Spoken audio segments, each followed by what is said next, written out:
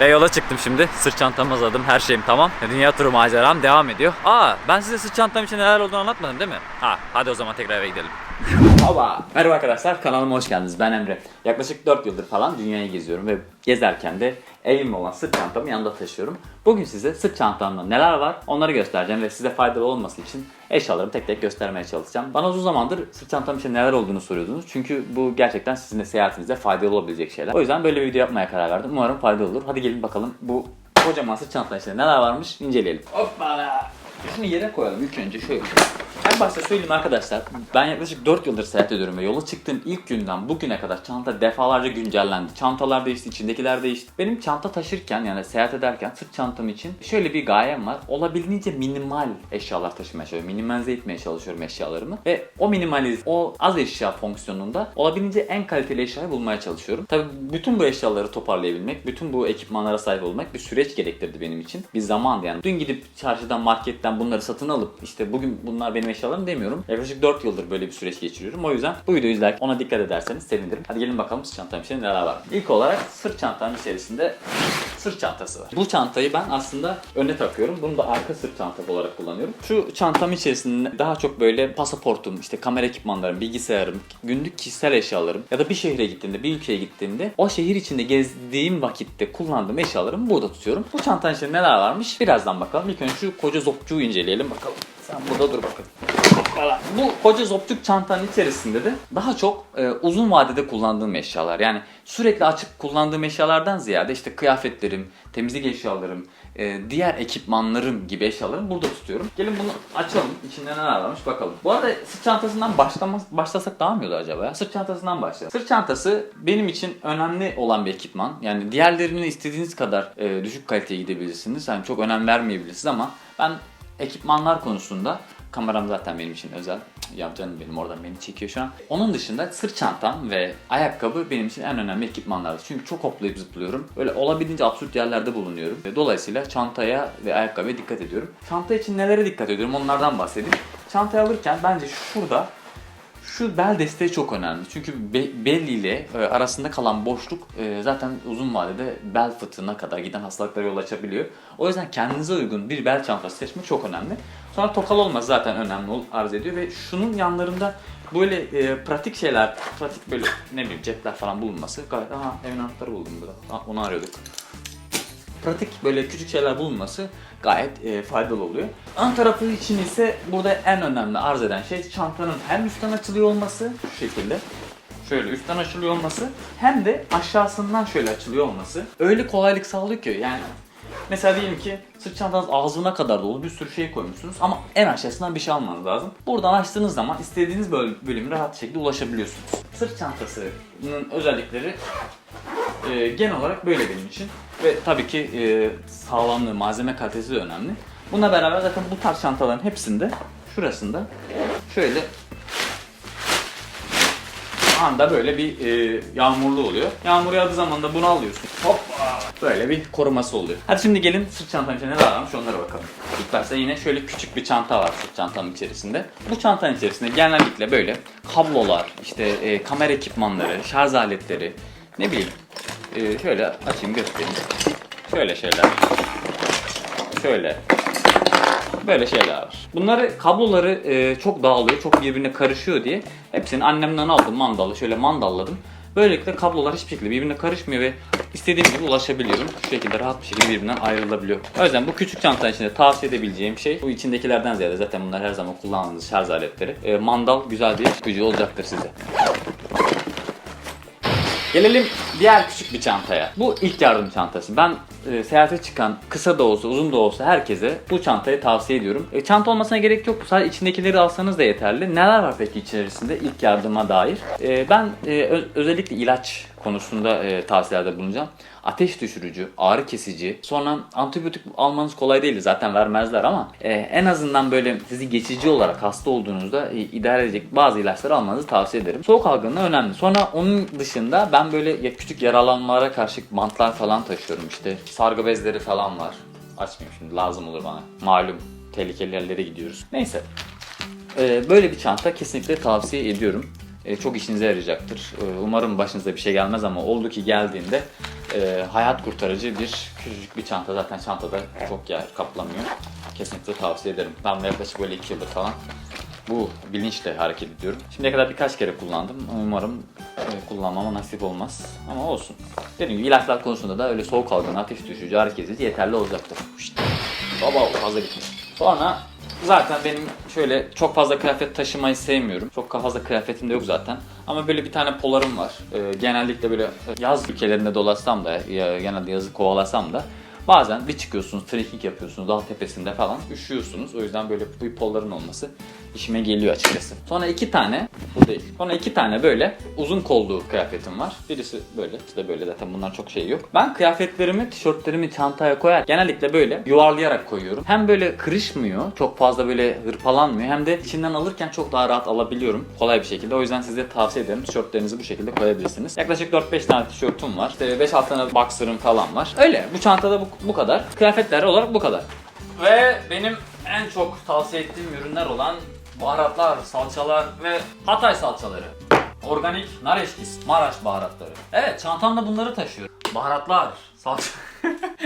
Kendim şey gibi hissettim ya. Bal reklamı yapan adamlar. 1 değil, 2 değil, 3 değil. Arkadaşlar babam benim Hatay'dan organik böyle doğal salçalar satıyor. Bahçede kaynatılmış nar eşkisi falan satıyor. O doğal organik. Bunları almak isterseniz ben aşağıya iletişim bilgisi bırakıyor olacağım zaten. Kesinlikle tavsiye ederim. Babamla reklamını böyle yapmış olayım. Öyle. Baba reklamı bu. Yapılır. Sorun değil. Değil mi? Yapılır. Tavsiye ederim. Necip Bey salçaları. Bunları Nerede ya? tavsiye Ben de ederim. bunları arıyorum. Nerede bunlar ya? Video çekiyoruz ya. Lazım bunlar.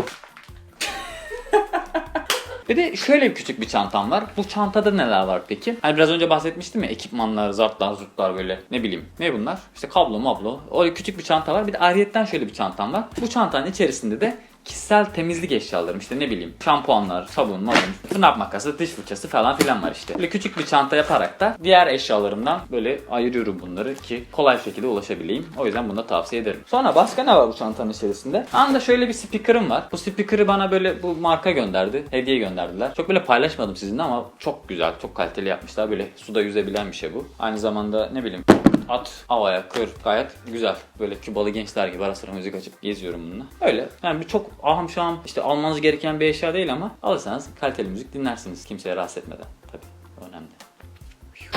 Çantanın şu aşağı kısmına da genellikle böyle hemen ulaşabileceğim ama uzun vadede ulaşmamın gerek olmayacağı şeyler koyuyorum. Ne bunlar peki? Tabii ki yağmurluk. Yağmur yağdığı zaman şak diye ulaşabilmem lazım ki ıslanmayayım. Aynı şekilde yağmurluk derken şöyle bir tane de ben bir çanta aldım. Bu çanta ne işe yarıyor diyeceksiniz. Bu su geçirmez bir çanta. Ne bileyim dereye, vadiye, ovaya, kanyona falan gittiğimde ekipmanlarım, kamera ekipmanlarım, telefonlarım, pasaportum falan şunun içine koyuyorum. Adventure'a, maceraya bununla atılıyorum. Gayet işlevsel oluyor. Özellikle böyle içine koyduktan sonra, şunu koyduktan sonra böyle kendi kapanıyor. Kapandıktan sonra sarıyorsun böyle. Sardıktan sonra da şöyle çıt çıt diyorsun. Size çok güzel bir çanta oluyor. Ne meşhur benim diğer yağmurluğum var zaten.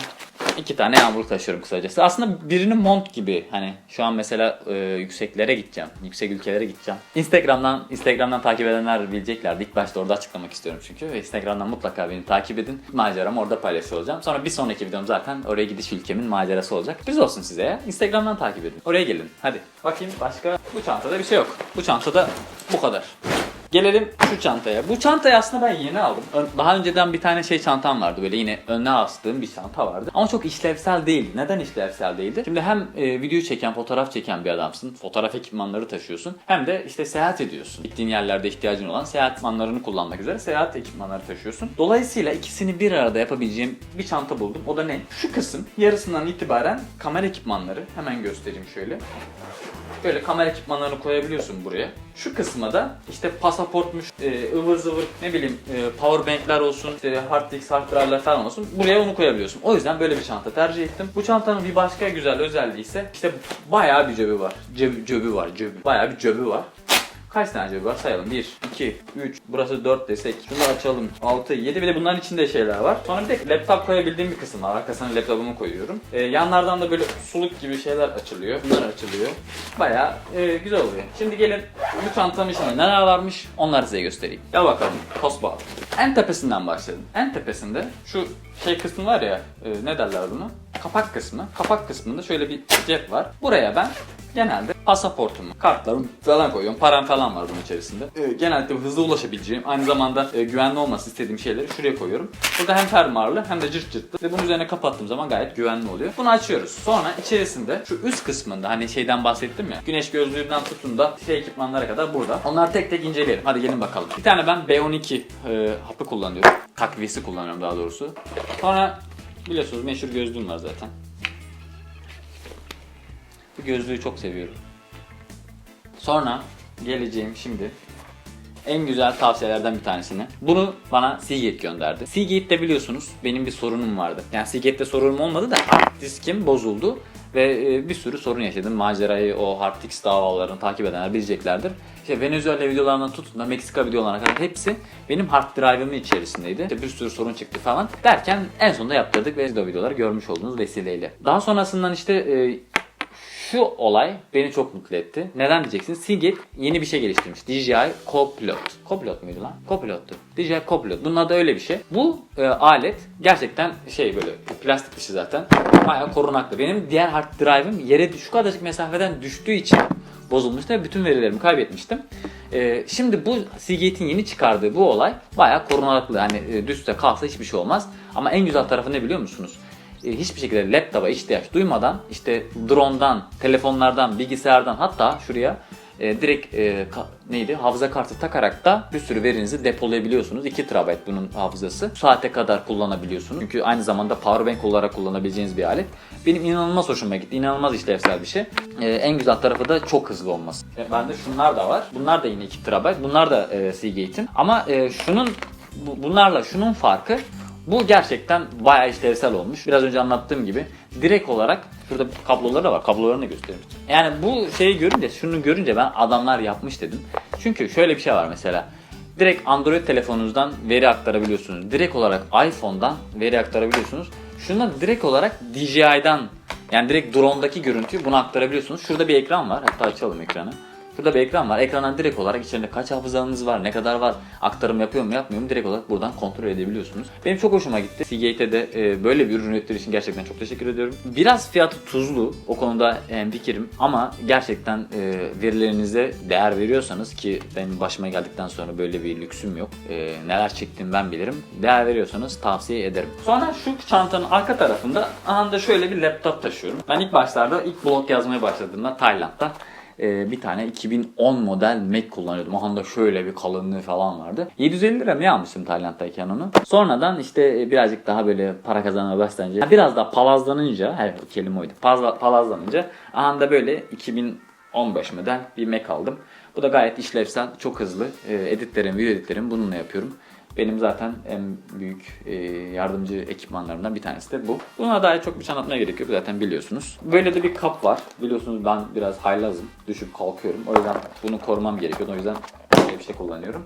Gelelim kamera ekipmanlarının olduğu yer. Aslında kamera ekipmanları için ayrıca video yapmam lazım. Çünkü o kadar çok ayrıntı var ki. Doğru ben kamera ekipmanları için ayrıca video yapayım ama en azından neler kullanıyorum onu göstereyim. Biliyorsunuz zaten bunun videosunu yapmıştım. DJI'nin Mavic Air'ini kullanıyorum.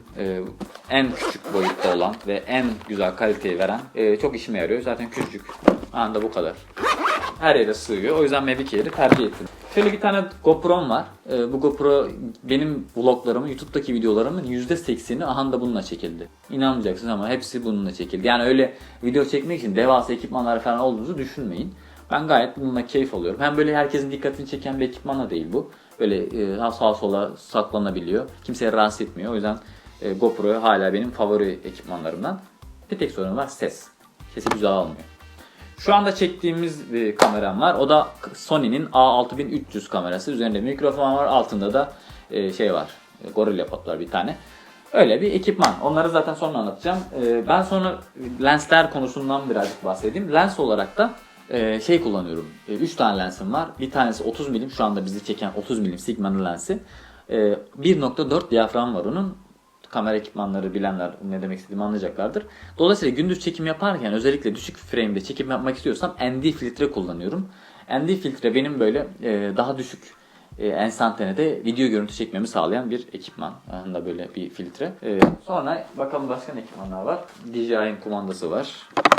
kit lens var. Yine Sony'nin kendi kit lensi 16-50. Bununla sıradan spontane görüntülerini bununla çekebiliyorum çok rahat bir şekilde. Kötü bir lens değil ama kit lens. Dolayısıyla herhangi bir lens bundan bir tık daha kaliteli oluyor. Özellikle ben prime lens aşığıyım.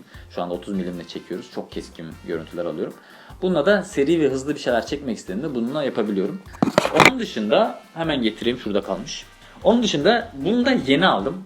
Bu 18-10 Sony'nin yeni lenslerinden birisi. Eski bir lens ama geniş açı. Zaten bundan sonraki videolarımı, vloglarımı bununla çekiyor olacağım. Nedeni inanılmaz geniş. Yani ben kamerayı şöyle de tutsam böyle her yeri görebileceksiniz. Dolayısıyla böyle frame'i yakalama, kadrajı yakalama gibi derdimiz olmayacak. Sony'nin dezavantajlarına gelirsek Sony inanılmaz titriyor. Yani çok fazla sallanıyor. Stabilizer falan kullanmak gerekiyor. Ben de Robocop gibi gezmek istemiyorum onunla. Diğer kamera markaları işte Canon, G5, Panasonic falan onlar çok daha iyi şey konusunda, stabilize konusunda. Ama onlarda da başka dezavantajlar var. Mesela Panasonic şey yapmıyor, netlemiyor falan. Canon çok ağır, kullanamıyorum. En pratiği, en güzeli şu an benim için Sony. Şu an için Sony kullanıyorum. İleride değişir zaten size de bahsediyor olurum. Gelelim başka. DJI'nin yine şarj aleti falan var. Bakalım başka bu kadar ya. Vallahi bu kadar az eşya da. Benim dünyam bu arkadaşlar. Her şeyi bununla idame ettirebiliyorum. Her şeyi bununla sağlıyorum. İşte yolculuğumu bununla yapıyorum. Evim bu benim. Şu anda ailemin evinde olsam da hayatımın çoğunluğunu yollarda geçiriyorum. Yolcuyum.